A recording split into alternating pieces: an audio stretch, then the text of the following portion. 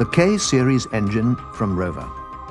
The engine that sets new standards in performance and reliability.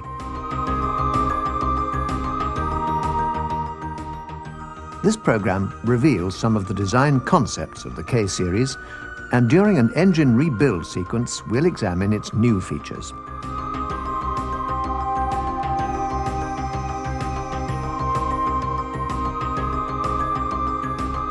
The A-Series engine had been continuously updated since its introduction in 1952. As a result, it remained highly competitive, both in terms of performance and economy. However, engineers realized that it wouldn't remain so for much longer unless significant design changes were made. In 1984, the decision was made to start from scratch and design a completely new range of engines.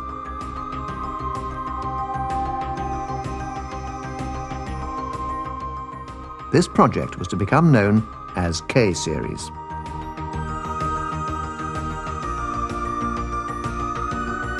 But what was the design team's initial concept for K-Series?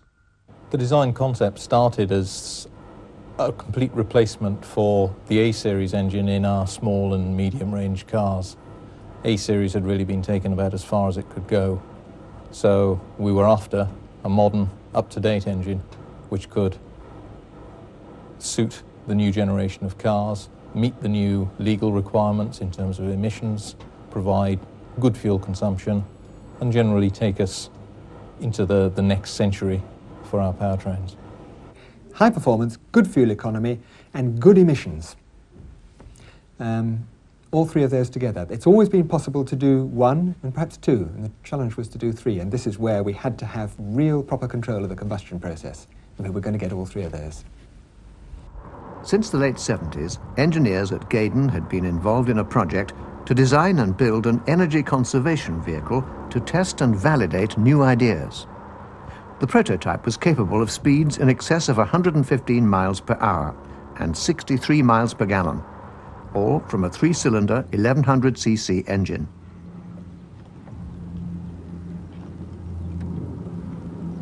A single-cylinder research engine was used to evaluate combustion chamber design. Computer wireframe models were used to calculate combustion chamber and inlet port profile.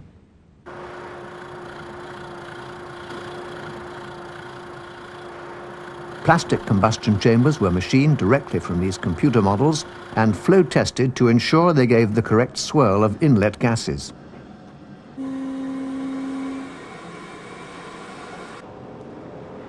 The best of these designs were manufactured in alloy and fired up on the research engine.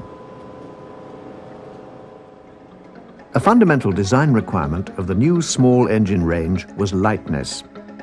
Aluminium alloy castings are lighter than cast iron, but in most engine design this advantage is lost because larger castings were needed to compensate for aluminium's lack of tensile strength. Rover engineers tackled this problem in an ingenious but simple way. In essence, they removed the tensile loads from the castings. In the new engine design, the main components, cylinder block, cylinder head and bearing ladder, are held together in compression by long through bolts, which carry all tensile loads produced by the engine. Advanced LPS casting techniques previously pioneered on the M16 engine reduce weight even further. Low pressure is applied at the base of the mold to assist the flow of molten alloy. This allows the use of more intricate designs with thinner, lighter wall sections. All this design innovation, development and extensive testing produced the K-Series family of engines. The K-Series lineup consists of 3 engines identified by their capacity and valve count. There are 2 8-valve or K8 engines, one of 1120 cc's and the other of 1397 cc's. The K8 engine has a belt-driven single overhead camshaft which operates the valves through hydraulic tappets. Fueling for the K8 engines is provided by a new constant depression KIF carburetor.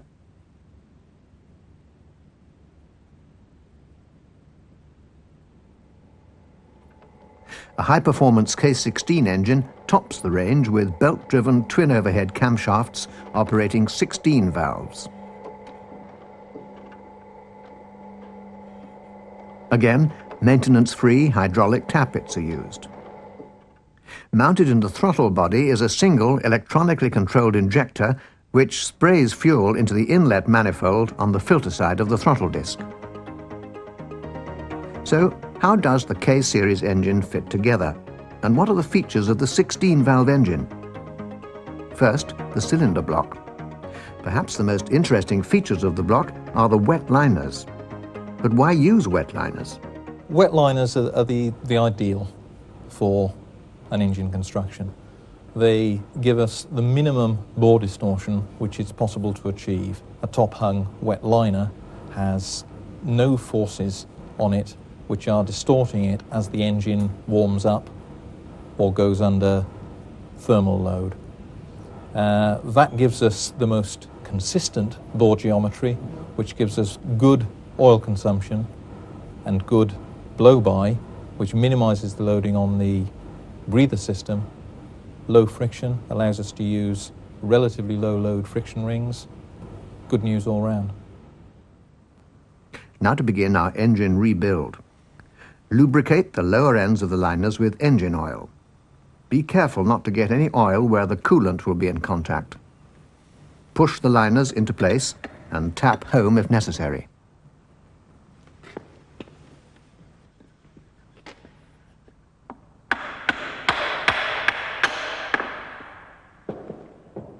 The crankshaft is cast iron, with 5 main bearings and 8 balance weights. What is different is the way it's located. Instead of separate bearing caps, there's a one-piece bearing ladder. The bearing ladder and cylinder block are line bored together, so you can't change one without the other. All crankshaft shell bearings are selective fit to give the close-running tolerances required.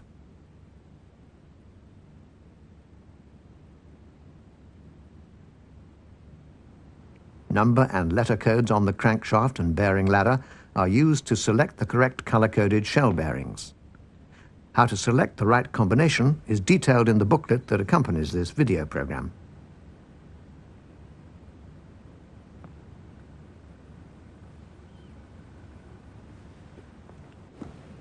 Two thrust washers are fitted at the center main bearing to control crankshaft end float and take clutch thrust loads. These thrust washers are only available in standard size and no regrind of the crankshaft is possible. The bearing ladder is sealed to the block with a special liquid sealer from Loctite. A sealant kit is available from Unipart, which contains everything you need to remove the old sealant and apply a new bead. Again, the booklet gives details.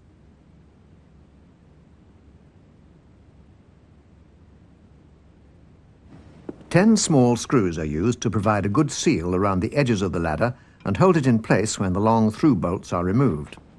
Tighten these in sequence, starting in the middle and working outwards.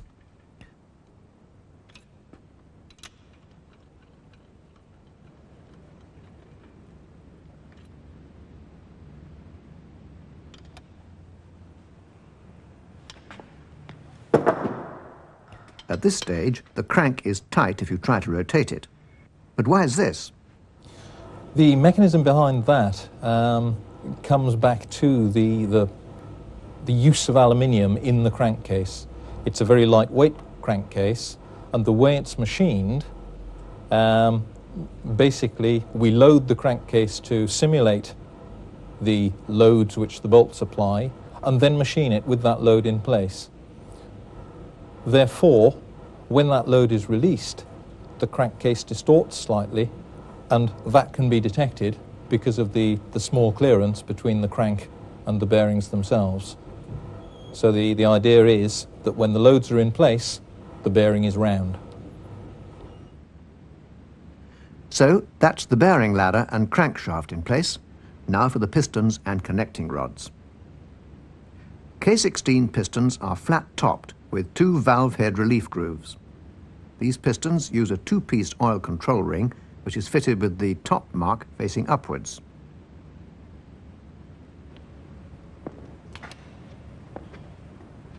The word front must face the timing belt end of the engine. The gudgeon pin is offset towards the thrust side of the engine, so it's most important to fit the pistons the right way round. The gudgeon pin floats in the piston, but is a press fit in the conrod. A special tool is needed to remove and replace the pin. The connecting rods can be fitted either way round. A number stamped on the big end cap denotes the big end bore size. This is used in conjunction with a letter code on the crankshaft to select the correct colour-coded bearing shells. Make sure the piston ring gaps are positioned away from the thrust side and aren't in line with the gudgeon pin.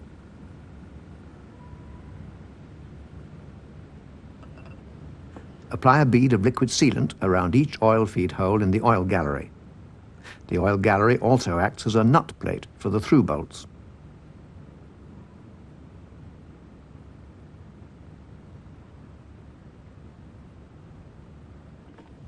Screw 2 of the through bolts into the gallery to make sure it's properly located before tightening its fixings.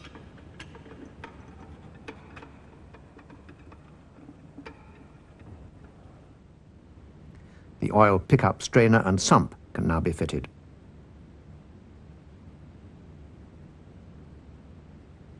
There are 2 types of cylinder head used across the K-Series range. There's a high-performance twin-cam cylinder head on the K16, whilst 1.1 and 1.48 valve engines use a common head. The K16 cylinder head uses a one-piece bearing ladder to locate the camshafts. This bearing ladder contains the upper halves of 12 camshaft bearings, 6 for each camshaft.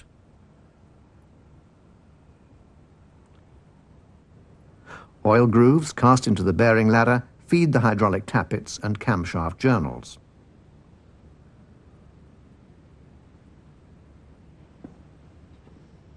Maintenance-free hydraulic tappets are used on all K-Series derivatives. If the tappets are removed for any reason, store them face upwards to prevent oil escaping. And of course they must be replaced in their original bores. When the engine is rebuilt, some tappet noise may be noticed. This is quite normal and will disappear when the tappets have recharged themselves with oil. This is done by running the engine for around 2000 RPM until the noise ceases.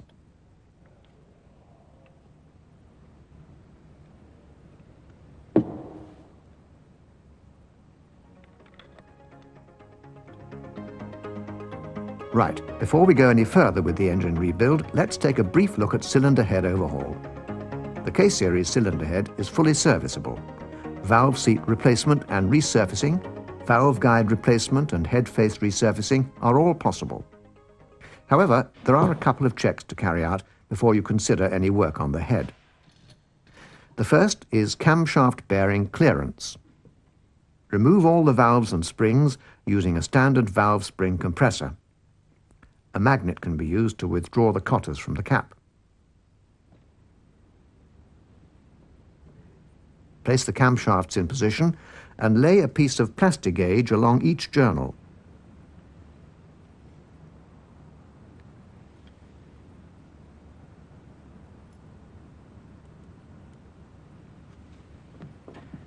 Now, fit the bearing ladder and tighten the bolts to the correct torque.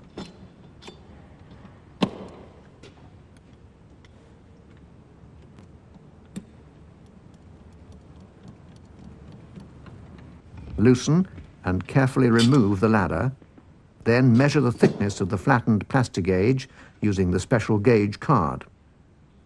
Check the clearance against figures in the repair manual. If this is excessive, repeat the test with a new camshaft. Camshaft end float must also be checked. Do this using a dial gauge. Again, if excessive end float cannot be cured with a new camshaft, then a new cylinder head must be fitted.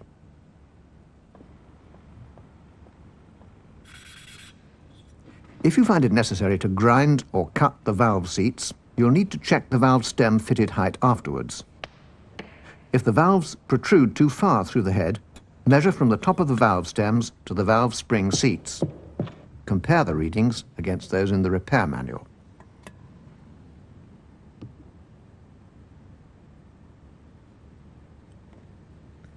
The valve guides can be removed and replaced using a stepped drift. One special tool contains the drift, depth gauge and nylon collar. All guides, inlet and exhaust, are fitted to the same depth. Cool the guides in a freezer for about an hour before drifting them in.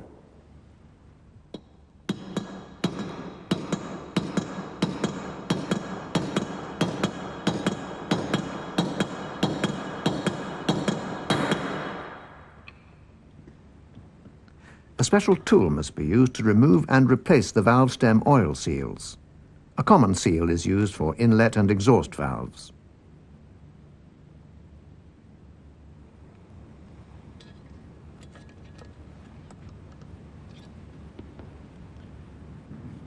When you're working on this cylinder head, cleanliness is imperative.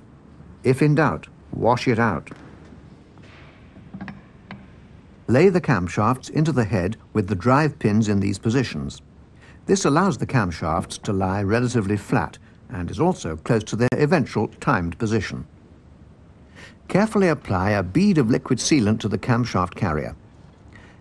It is most important to apply sealant exactly as detailed in the repair manual, or you could block the oilways.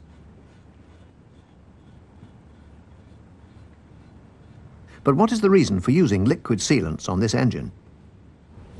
There are two joints in particular where there's little alternative. They have to be metal-to-metal joints.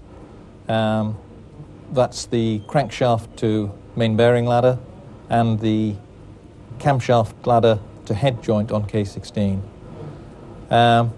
Since they have to be metal-to-metal joints, we must use a zero thickness sealant. Liquid sealants are the obvious solution. It's very important when those joints are broken that the surfaces are cleaned and prepared properly and that the appropriate sealants are reapplied.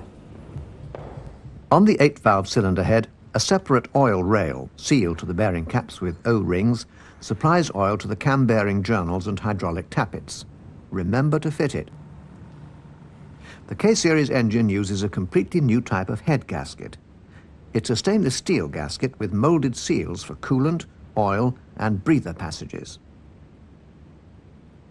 The gasket is fitted with special limiters which give exactly the right amount of compression on the sealant paths. Make sure you fit it the right way round.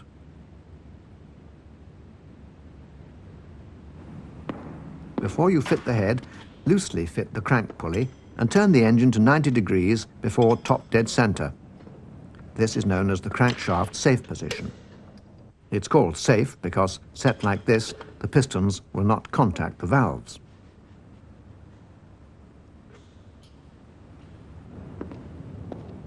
Lower the head carefully over its two locating dowels and place the head bolts in position.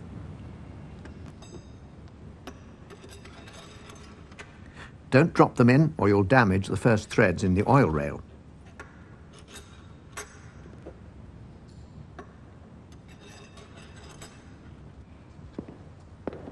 Torque the bolts in sequence to 20 Newton meters.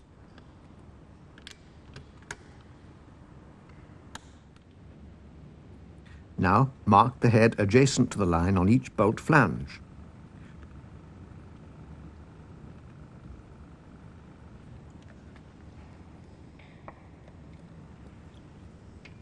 Tighten each bolt in sequence about half a turn.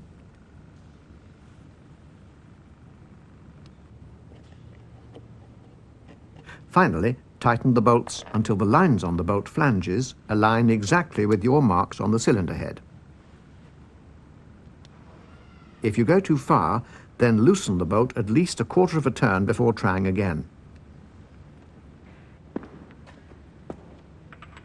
Carefully locate all 4 camshaft seals and drift them into place. The same tools are used for removal and replacement of both front and rear seals across the K-Series engine range. Don't forget the O-ring seal on the water pump before refitting.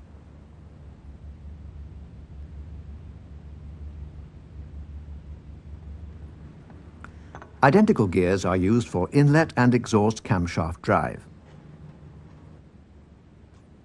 The gears have IN and EX markings to indicate the correct position over the drive pins. Tighten the center bolts to the correct torque.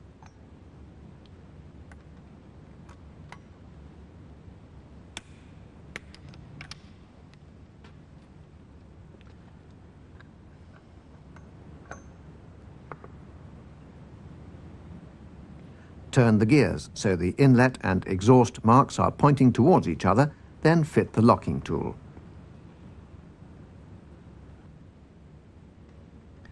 Fit the oil pump and drift in a new oil seal.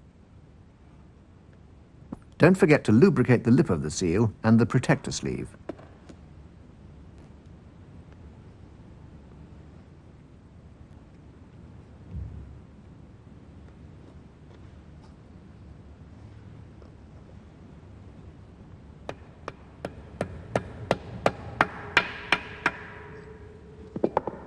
Lubricate the crankshaft boss and carefully pass the rear main seal over it.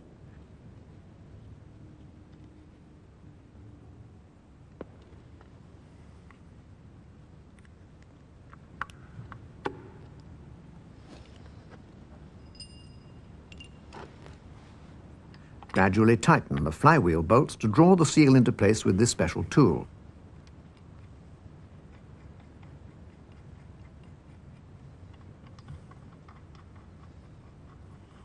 When the seal is fully home, leave the tool in place for a short while to allow the seal to settle. Special micro-encapsulated bolts hold the flywheel in place, and these must not be reused.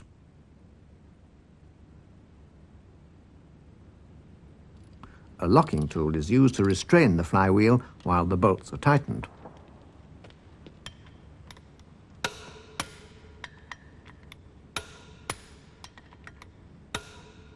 A spring-loaded tensioner is used for timing belt adjustment. On K16 engines, the tension spring is fitted to the center hole. On K8 engines, the spring must be in the lower hole. Make sure the crankshaft is in its safe position. 2 dots on the crankshaft gear should straddle a center line cast into the oil pump. Turn the tensioner plate fully clockwise and nip the screw up.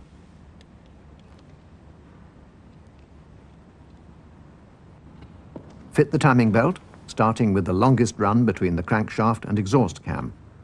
It's important to have as little slack here as possible.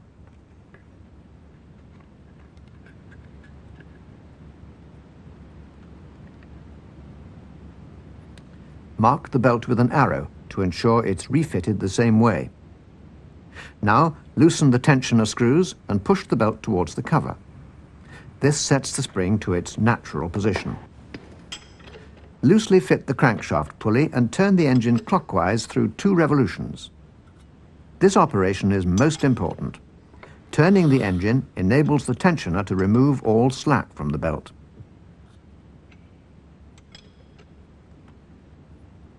Finish with the timing marks aligned. Now tighten the tensioner plate screws to the correct torque.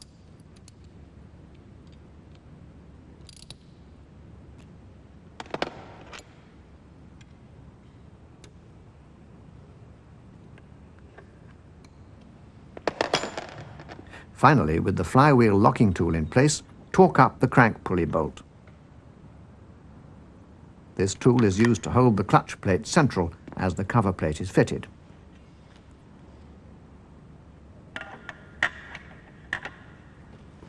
All K-Series engines have an R65 transmission, mounted end-on.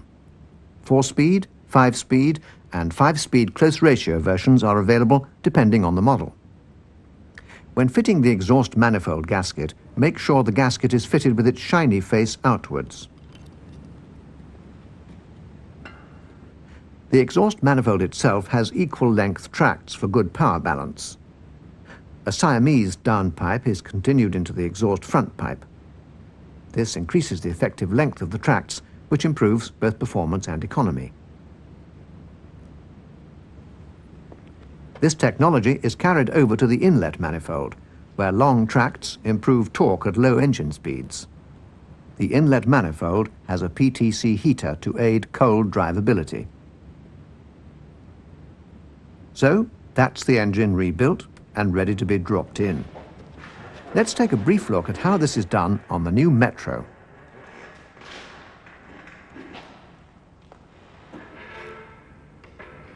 The top steering ball joints and track rod ends are split, and the hub assemblies then swung aside as far as possible for extra clearance.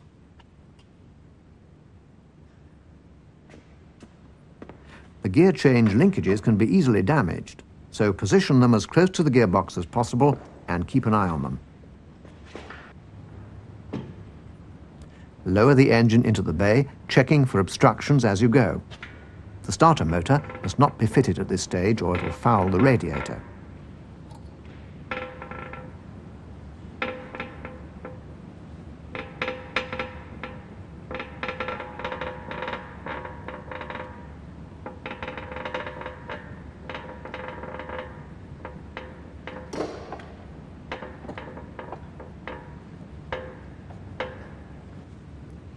Position the drive shafts squarely into the differential.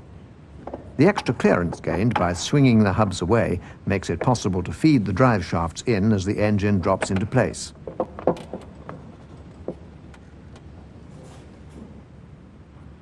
Now, secure the engine mounts.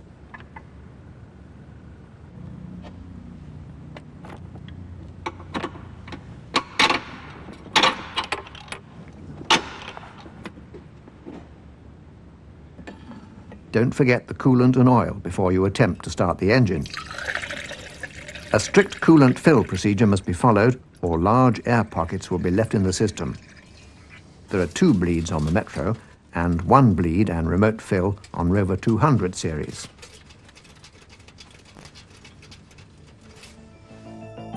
The K-Series design achieves true lean burn combustion. But what's the difference between combustion in the K-Series and conventional engines? Well, the big difference is this, that the combustion is under control. Therefore, it burns lean, very much leaner than a conventional engine can go. The consequence of that is we need very much less fuel than you do in a conventional engine. You can get high performance out of it without the traditional way of just having to throw lots of fuel at it.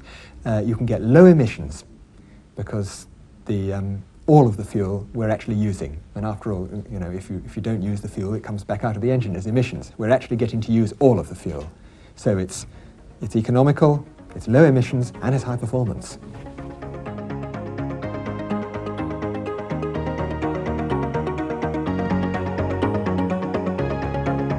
K8 engines are fueled by a new constant depression carburetor, the K-Series Integral Float Carburetor, KIF for short. There are 3 basic tuning adjustments. Normal idle speed through this plastic capped screw, idle mixture adjustment with a Torx number 10 screwdriver,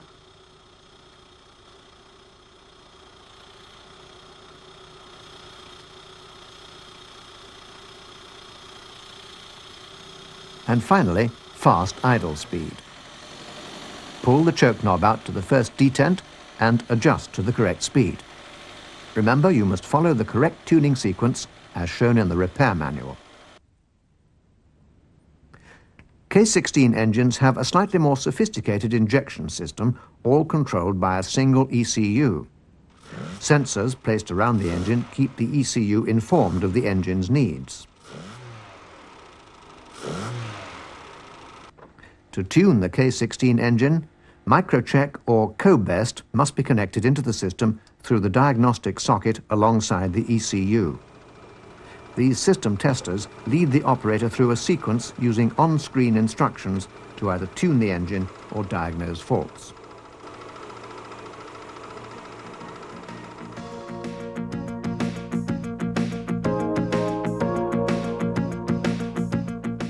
Before we round up, let's take another look at the most important points of the K-Series engine.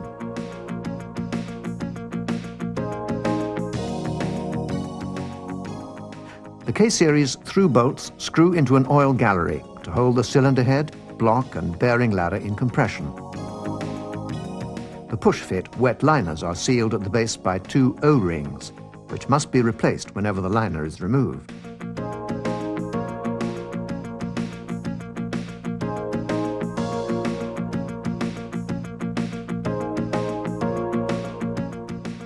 All crankshaft bearings are a selective fit. Codes on the crankshaft, bearing ladder and big end caps determine which of the colour-coded shells should be fitted. No regrind of the crankshaft is possible. The bearing ladder and camshaft carrier are sealed using a special liquid sealant. Don't use anything other than the recommended sealer.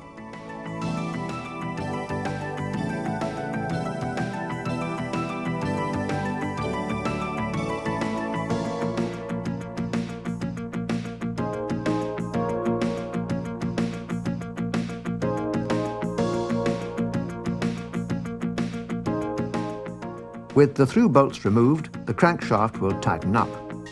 This is quite normal, but turn the engine as little as possible until the bolts are fitted.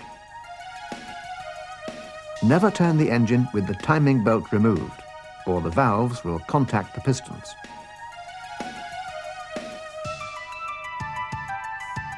The timing belt has a 96,000 miles service life with no tension checks in between. However, if you remove the belt any time after 48,000 miles, then renew it. The booklet accompanying this video covers all these points in detail, along with a quiz to test your knowledge, and don't forget to return your answer sheets for marking. So, after all this, how do the team feel about the K-Series engine? I'm delighted with it. The reports that we've had so far from the field bear out the results that we achieved within our own development testing, and so far we're chuffed. It's magic. It's tremendous. What's so nice about it, and what really does set it apart, is we set out to achieve something with a K-Series engine. It's been a long, hard work. We set ourselves objectives, we struggled up to them, we slipped back a bit, we struggled past them, we set the next objective. We had a lot of work, really painstaking work. It wasn't, oh, we threw it together and we were lucky and it worked. We earned it every step of the way. And when we got there, we're almost surprised it actually does what we said it would do.